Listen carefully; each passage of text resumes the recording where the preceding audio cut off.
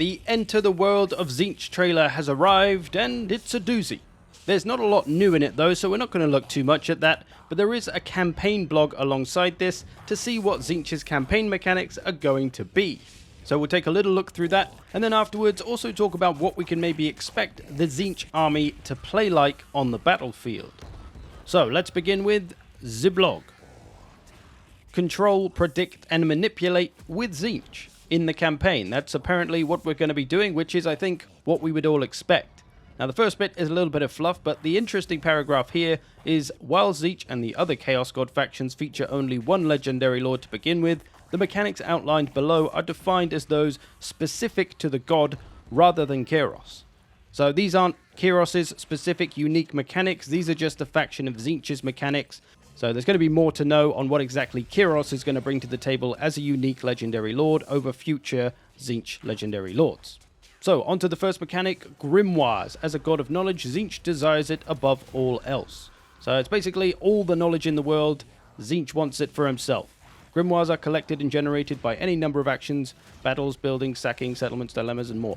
So pretty much just a currency that we're going to have by the sounds of it, similar to High Elf Influence or Greenskin Scraps.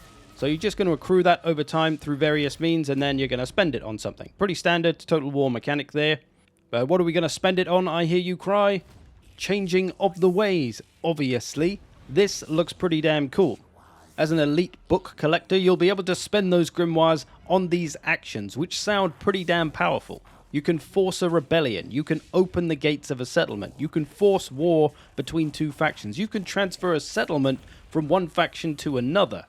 Those things are all pretty huge. You can read the full descriptions of them below, but you can pretty much get the idea from the titles of them.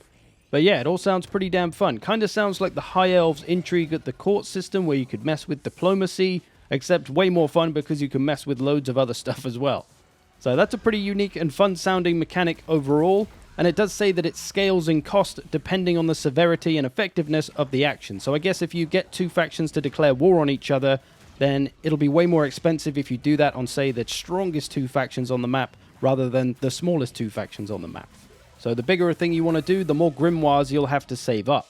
And in theory, that'll just allow you to mess with things every now and again, but I suppose it depends on the action. You could do loads of small actions every now and again, or you could save the grimoires up and just do a few big actions every now and again.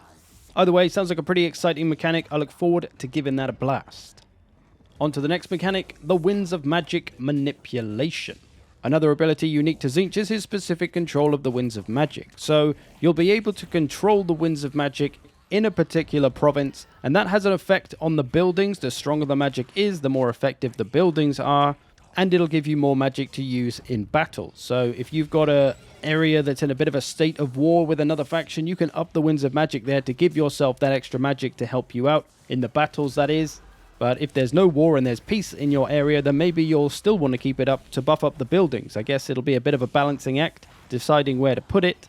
But it sounds good, and of course very appropriate for Tzeentch as the magic-heavy faction. Moving on to Corruption, Unholy Manifestations, and the Great Game. The Great Game never ceases between the Chaos Gods. It represents their endless attempts to one-up each other.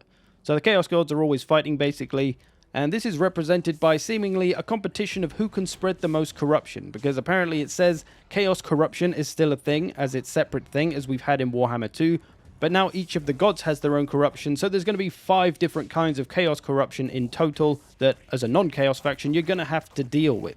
So as a Chaos faction, you're going to try and get as much corruption around as possible, and as you do, you'll be able to use these unholy manifestations, and they will be stronger depending on how good your corruption is, or how much corruption you have, right? And those are different for all the armies, and these are Tzeentch's ones. Scriveners of Insanity, unlocked from the start, allows a friendly army to generate a big batch of grimoires over the course of several turns. So you can get a nice hit of grimoires, basically. You have to be in enemy territory, and you can't move while you do it. Then we have Mutagenic Energies. Requires 1500 global Tzeentch corruption. So it's going to be locked until you've spread enough of your corruption around. Then you can cause a target army to suffer attrition for a turn regardless of situation or immunities. Nice. And then we have an incredibly interesting one with Magic Flare, which requires more corruption, increases the range and barrier hit points of all units in an army. Barrier is a special shield all Tzeentch units have. We'll detail this further in upcoming roster reveal. So, in battle, units will have a barrier, which will protect them, I assume, from all damage. And maybe once that barrier damage is down, then their health actually starts taking damage, which sounds pretty huge. Whether that's a one-time barrier, which once it's gone, or whether it regenerates, or maybe you can rebuild it with some magic, winds of magic or whatever, who knows? But it sounds like nothing we've had for a faction in Warhammer 2 before, so that's a pretty unique thing. Maybe it only protects you from magic damage or something, I don't know. I guess we'll just have to wait for the roster reveal, but sounds very interesting on how their army is going to play. We'll talk about that more in a minute. And to the last unholy manifestation, Night of Madness. Requires 6,000 corruption.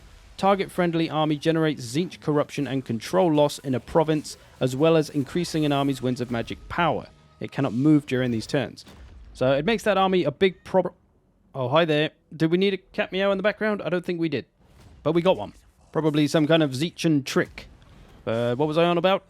Night of Madness, yes. Makes your army a bit of a problem for the enemy by the sounds of it. You mess with their public order, you give them loads of corruption, and a boatload of magic to use in battle. So those all sound cool. These are Tzeentch faction-specific ones. Other Chaos Gods will have their own ones, but this is what happens, and all Tzeentch factions have these, not just Kairos and the faction that you're playing as, but the AI ones as well, I believe. That brings us to cults. As well as the passive effects of high corruption, which are unique to each god and will be detailed down the line, cults can form once a god is particularly dominant in a region. This cult becomes a foreign building slot owned by you that you can construct unique buildings based on your dedicated god. So this is kind of a Skaven Undercity sort of vibe. And here's the buildings that we can construct. Generates grimoires, generates money, increases magic. So it's all going to depend what you need and when, depending on where that cult/Undercity is. You might want to put different things there. If you really need grimoires, you can put the grimoire building. If you really need some money, put the money building, etc. I guess maybe, though, that the faction might be able to find these cults and get rid of them, much like you can the Undercities. So, yeah, may or may not be worth the investment. And then we have teleportation. Unique to Tzeentch and unlocked through the tech tree, his armies can go into a teleport stance. This costs Winds of Magic reserve power to adopt, but is exceptionally powerful. So this is essentially an underway or beast paths mechanic, which allows you to go under mountains and get around the terrain, cross rivers and oceans, whatever. But it also instantly triggers an ambush battle should you target an enemy army. So that's pretty cool as well. It does sound pretty powerful, but as it says, it is locked to the late game, so you won't be able to do that until maybe mid to late game. And then we have the tech tree, which is, well, a tech tree. They're never really that different. You research the things you want when you want them, but it is a bit of a tech web, as it says. So it kind of spreads out laterally, and you'll need to maybe plan a little bit more what you want rather than just kind of going through the motions, which you do with some simpler tech trees. And it looks like some of them cost grimoires. That's the same symbol that was on the Changer of Ways stuff. So I guess that's the grimoires. That's what the currency looks like. You are going to be spending it on your tech tree, as well as on the Changing of Ways stuff. And it does say you'll need to unlock some of the Changer of Ways stuff on this tech tree as well. So you're not going to have access to all of those things that we saw earlier straight away. You will have to unlock them and maybe go for the ones that sound more appealing to you first. And there's also, of course, a bunch of ways to increase the research rate so you can get things sooner. So pretty standard tech tree, but still an interesting take on it all the same. So there we go for the campaign mechanics. Sounds pretty exciting, pretty interesting. Going to be really fun to mess around with other factions. Pull those Tzeentchy style tricks. Should be pretty damn awesome.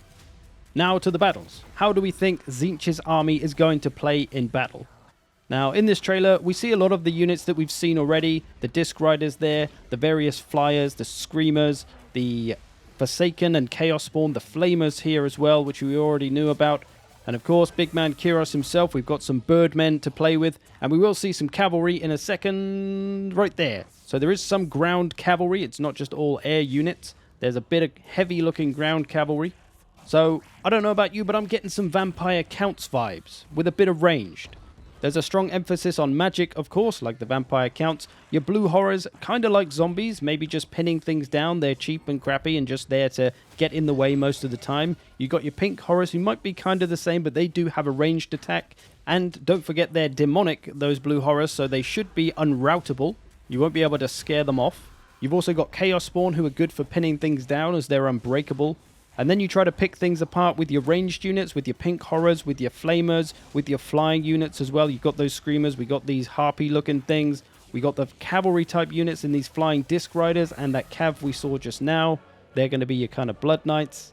So very loosely vampire counts kind of vibes, I think. We got the big lords as well, the big flying lords as well. And then we have that barrier that was mentioned in the blog. How is that going to play into things? Is that going to give all units a bit of free health? Or is it going to recharge somehow, which would kind of mean that they benefit from skirmishing, charging in, using up the barrier, then running away before they take any damage to recharge the barrier, then go again? They'd kind of be invincible. So it feels like maybe that would be a bit OP. I don't know. Depends how fast they are as well. And with a lot of flying units, they could be pretty hit and run. You fly in, do some damage, get back out, all while your blue horrors and stuff are bogging everything down. So their superior mobility might be a real factor. Could have some really interesting mechanics there. Certainly looking like the most unique faction we've seen so far, more so than Kislev or Cathay or Khorne. Hopefully we'll get to see some battle stuff soon so we can start to figure out what every faction is all about. So there we go. We've entered the world of Tzeentch. How do we feel? Are you more excited, less excited? I think I'm a little bit more excited for the campaign. It looks really fun to mess around with all that Changer of Ways stuff. I'm unsure about the army and how it'll play in battle and whether it'll be my kind of army, because I don't really enjoy the vampire counts and that sort of playstyle too much, especially as they don't seem to have any super strong kind of frontline infantry. You've got the Forsaken, but they're nothing really to write home about, so we'll have to see. I hope you've enjoyed this. Thanks for watching. I'll see you in the future.